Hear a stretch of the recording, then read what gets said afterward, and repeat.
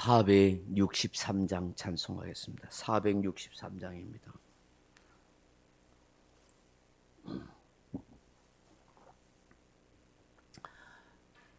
찬송가 463장입니다.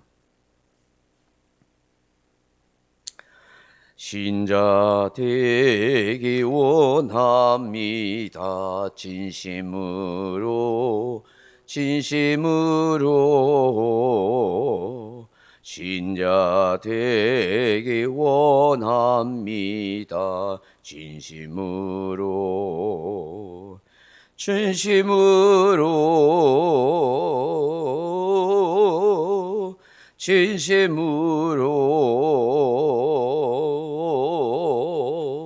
신자 되기 원합니다. 진심으로 사랑하기 원합니다. 진심으로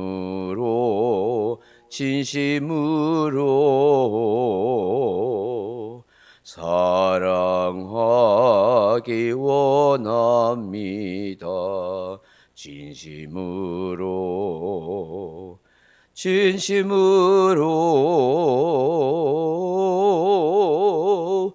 진심으로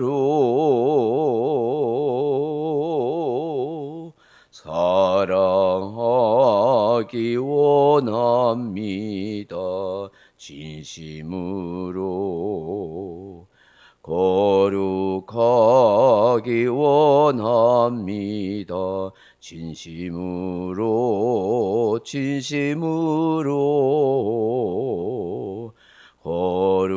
거룩하기 원합니다.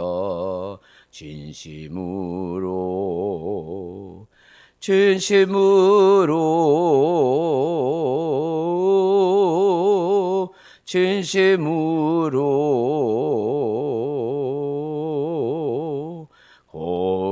거룩하기 원합니다.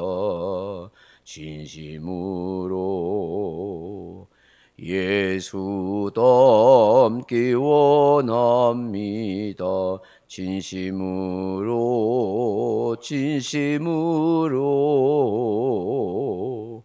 예수 닮기 원합니다.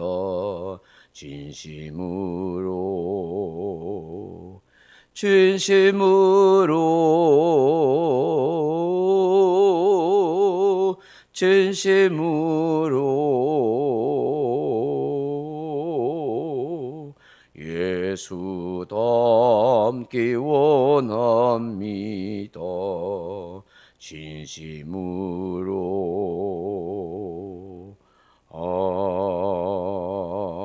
아멘. 하나님 말씀은 로마서 12장 12절 13절 말씀 같이 읽겠습니다. 로마서 12장 13절입니다. 소망 중에 즐거워하며 환난 중에 참으며 기도에 항상 힘쓰며 성도들이 쓸 것을 공급하며 손 대접하기를 힘쓰라. 아멘. 사랑하는 성도 여러분, 좋은 신앙인이란 어떤 사람을 말할까요? 어떤 사람이 훌륭한 그리스도인이 되겠습니까? 겉모습이 아닙니다. 뭔가 많은 봉사의 일을 하는 사람도 아닙니다. 내면이 아름답고 건강한 사람입니다. 건강한 신자, 강한 성도는 확실하고도 분명한 신앙심이 있는 사람이고 삶에서 실천할 수 있는 능력이 있는 사람입니다. 바울은 본문에서 네 명이니 건강한 성도, 분명한 신앙심이 있는 성도의 모습을 네 가지로 우리에게 말씀합니다. 그 첫째가 무엇입니까? 소망 중에 즐거워한다 하는 것입니다.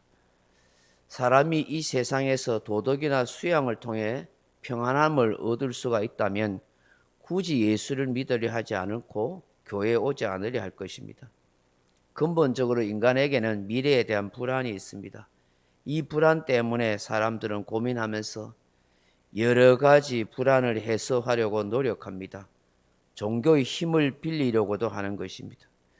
우리 기독교는 미래와 영생의 보장이라는 분명한 특징을 가지고 있습니다. 영광된 미래가 없다면 하나님을 향한 우리의 믿음도 헛되고 말 것입니다. 그러므로 성도가 미래에 대한 소망을 가지는 것은 자신의 믿음을 견고해야 하는 중요한 출발점이 된다 하는 것입니다. 그렇다면 성도가 가져야 할 소망은 무엇일까요? 어떤 것이 있을까요? 첫째로 부활에 대한 소망입니다. 사람에게서 가장 두려운 것은 죽음입니다. 죽음은 다시 살지 못하는 것을 전제합니다. 영원한 이별을 의미합니다. 그런데 사람들은 죽지 않고 살고 싶어하며 영원히 살고 싶어합니다. 성경은 이런 인간에게 부활에 대한 소망을 말씀합니다.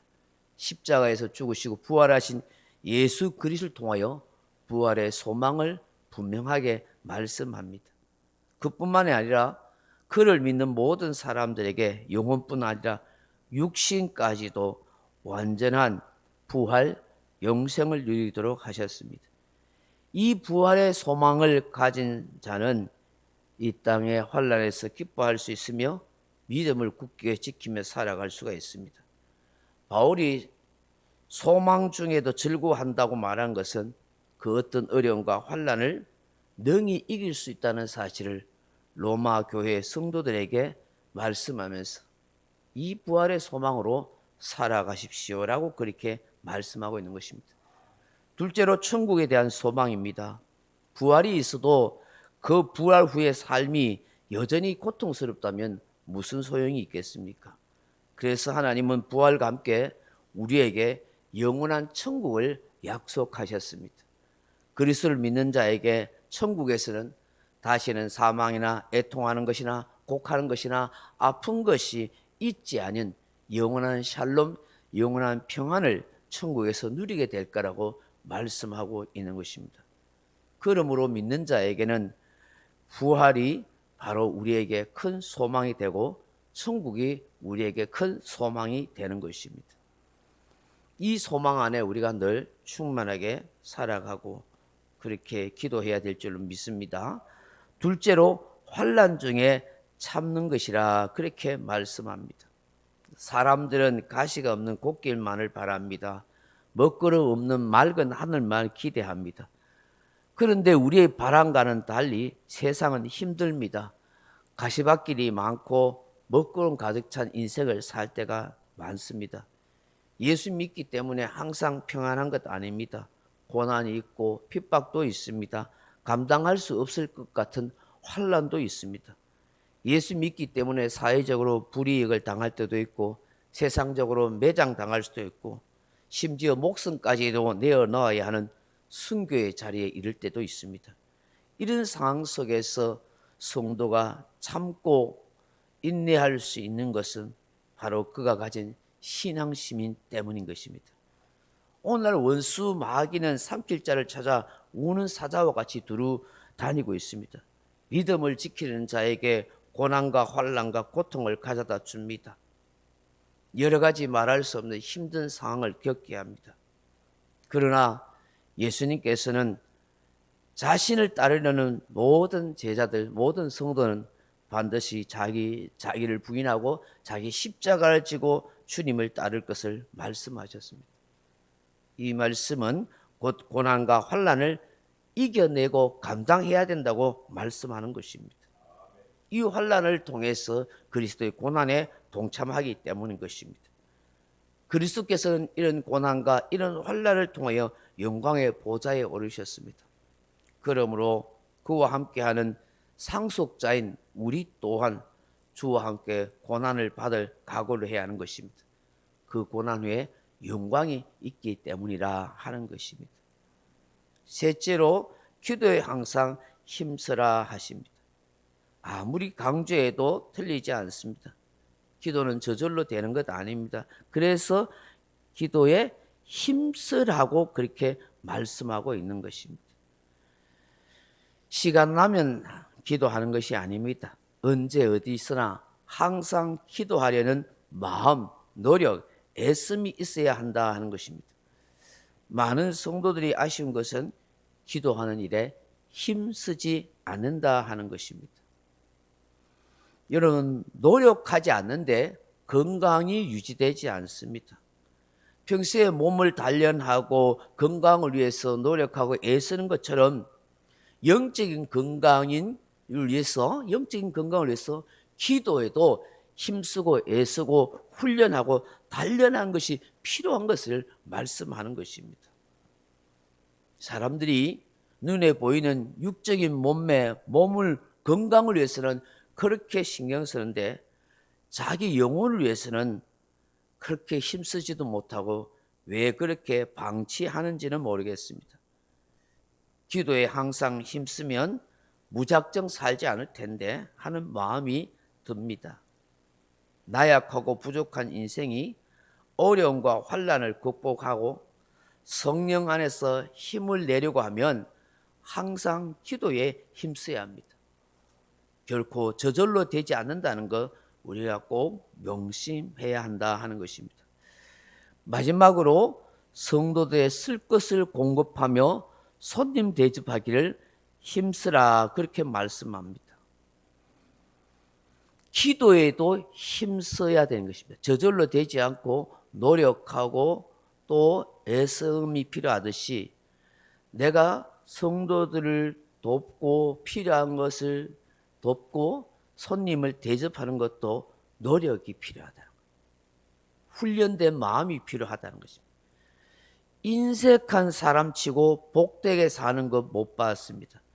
자기 욕심으로 사는 사람치고 잘 사는 사람을 보지 못했습니다. 말만 하는 사람치고 실천하는 사람 못 봤습니다. 과거가 아니라 지금이 중요합니다. 베푸는 자가 복됩니다. 베푸는 자가 상전입니다. 베푸는 자가 아름다운 인생을 사는 것입니다. 돈이 많아서가 아닙니다. 여유가 있어서도 아닙니다. 마음이 넉넉한 사람, 삶을 풍요롭게 사는 사람이 남을 잘 대접하고 가난한 성도, 어려운 이웃을 돌볼 줄 안다 하는 것입니다. 참된 믿음은 말로 하는 것이 아니라 생활로 작은 실천이라도 할 줄 아는 것입니다. 오늘 이 새벽에 내면이 멋진 성도, 소망 중에 즐거워합니다. 환난 중에 잘 참아냅니다. 기도에 항상 힘쓰고 삽니다. 성도들의 쓸 것을 공급하고 손님 대접하기를 힘쓰는 그런 성도의 모습이라 하는 것입니다. 오늘 새벽에 주시는 이 말씀을 다시 한번 우리가 가슴에 새기면서 우리가 새롭게 변화되고 고쳐야 할 것이 무엇인지 은혜를 구하고 기도하고 그렇게 실천되어지는 저와 여러분이 다 되기를 주님의 이름으로 축복합니다. 각자 기도하시다가 돌아가시기 바랍니다.